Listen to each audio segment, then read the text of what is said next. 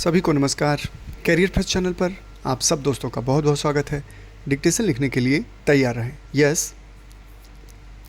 Start.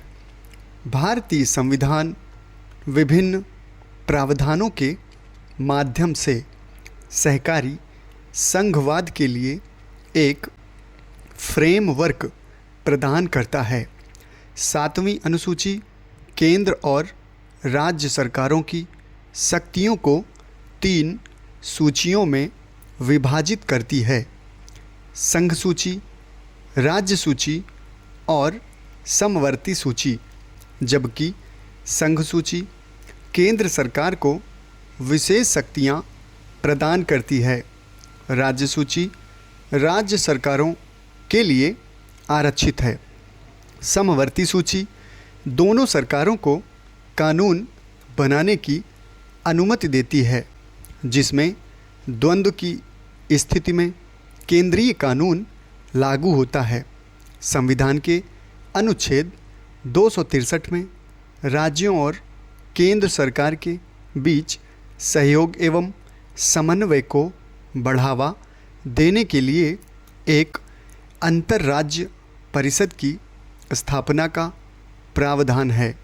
यह परिषद विवादों को सुलझाने और राष्ट्रीय महत्व के मामलों पर संवाद को बढ़ावा देने के लिए एक महत्वपूर्ण तंत्र है।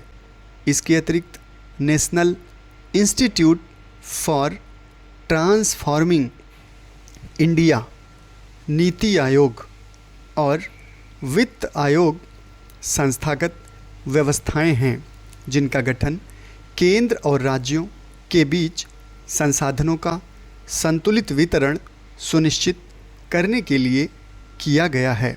ये निकाय आर्थिक और विकासात्मक मुद्दों पर संवाद एवं सहयोग को सुविधाजनक बनाकर सहकारी संघवाद को बढ़ावा देने में महत्वपूर्ण भूमिका निभाते हैं।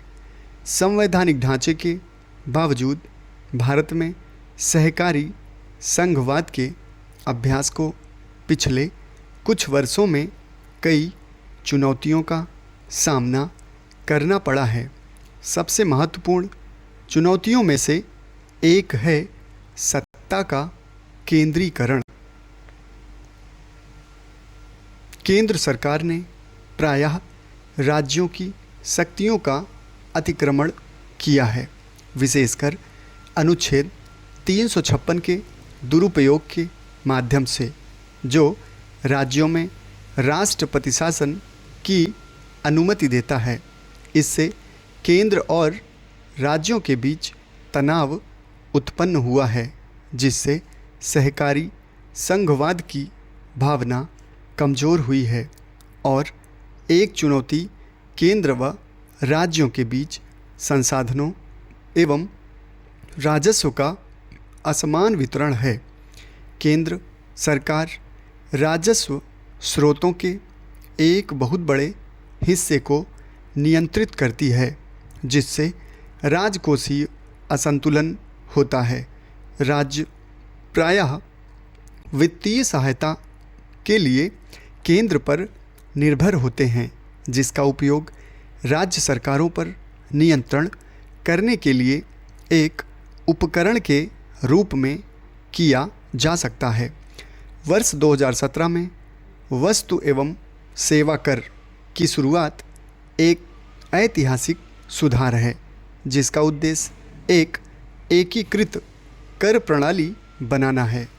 इसने राज्यों के बीच उनकी राजकोषीय स्वायत्तता के क्षरण के बारे में चिंता भी उत्पन्न की है। यद्यपि केंद्र सरकार के पास पर्याप्त शक्ति है और जीएसटी परिषद, जो जीएसटी के लिए नीतियां और दरें निर्धारित करती है, को सहकारी संघवाद को लागू करने का काम सौंपा गया है। फिर भी सहयोग के वास्तविक दायरे को लेकर चिंताएं हैं। हाल के वर्षों में भारत में सहकारी संघवाद को सुदृढ़ करने के प्रयास हुए हैं। नीति आयोग, जिसने योजना आयोग की जगह ली, केंद्र और राज्यों के बीच सहयोग को बढ़ावा देने में सहायक रहा है। समाप्त। धन्यवाद।